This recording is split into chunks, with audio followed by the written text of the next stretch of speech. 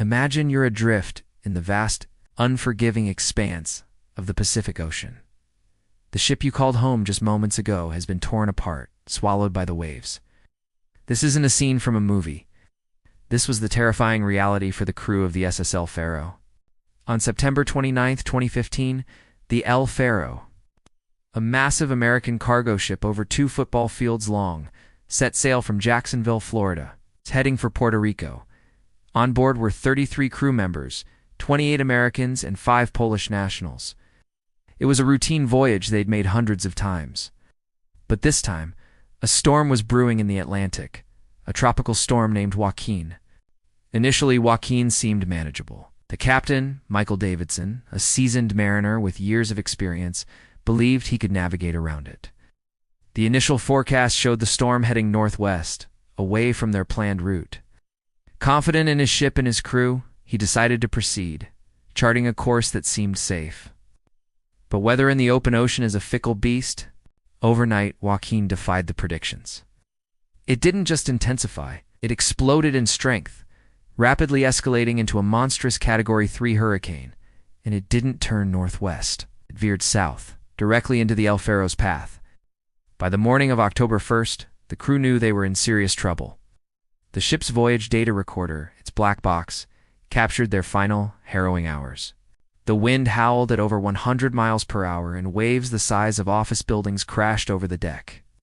The ship was being tossed around like a toy. A critical report came from the engine room. The ship had lost propulsion, was dead in the water, at the complete mercy of the hurricane's eye wall. Alarms blared across the bridge. The ship began to take on water, listing heavily to one side. The cargo of cars and trailers below deck broke loose, sliding and crashing with tremendous force, further destabilizing the vessel. In the recorded audio, you can hear the growing panic, but also the professionalism of the crew as they fought to save their ship and each other. Captain Davidson gave the order to abandon ship, a last-ditch effort in the face of impossible odds. But abandoning ship in the middle of a Category 3 hurricane is a near-impossible task. The last recorded words from the bridge were a frantic call to a crewman. "Get off the rail! Get in!" Then silence. The El Faro, with all 33 souls aboard, vanished beneath the waves. For days, the Coast Guard mounted a massive search and rescue operation. They scoured over 180,000 square nautical miles of ocean. Hope dwindled with each passing hour. They found a debris field, life rings, cargo containers, and a heavily damaged lifeboat. Tragically, they also recovered the body of one crew member, but there were no other survivors. The sheer violence of the storm had offered no quarter. The loss of the El Faro was a profound tragedy, the worst U.S. maritime disaster in over 30 years. It left families shattered and a nation in mourning. But it also raised critical questions. How could a modern, well-equipped ship be lost in a storm? The investigation that followed would change maritime safety forever. Investigators from the National Transportation Safety Board launched a deep-sea search to find the wreckage.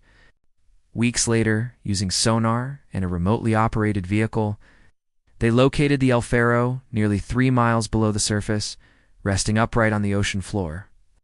The key was finding the voyage data recorder. It took 3 separate missions over 10 months, but they finally retrieved it from the crushing depths. The 26 hours of audio captured on that recorder provided a chilling, minute-by-minute account of the disaster. It revealed a complex chain of events. Weather forecasts the captain received were tragically outdated. The ship itself, though deemed seaworthy, was over 40 years old and had vulnerabilities that weren't fully appreciated.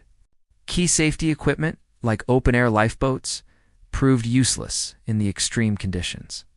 The investigation concluded that the primary cause was the captain's decision to sail too close to the hurricane based on inaccurate weather data. However, it also highlighted systemic failures across the board from the shipping company's poor oversight to gaps in regulatory requirements. The story of the El Faro is a heartbreaking tale of loss, but it's also a story of legacy. In the wake of the tragedy, sweeping changes were made to maritime safety regulations. Weather forecasting for marine operations was improved. Stricter standards for vessel stability, maintenance, and safety equipment were implemented. The old open-style lifeboats are now being replaced with enclosed survival capsules that can launch more safely in extreme seas. The 33 men and women of the El Faro did not survive their struggle, but their final voyage was not in vain. Their story serves as a powerful and enduring reminder of the power of the sea and the solemn responsibility we have to protect those who sail upon it. The lessons learned from their loss are now saving lives every single day on the world's oceans. Their sacrifice has become a beacon, guiding the maritime industry toward a safer future. Thank you for joining me to remember the crew of the SS El Faro. Their story is a vital piece of modern maritime history. If you found this story meaningful, please like this video and subscribe to the channel for more true stories of survival and legacy. Stay safe out there.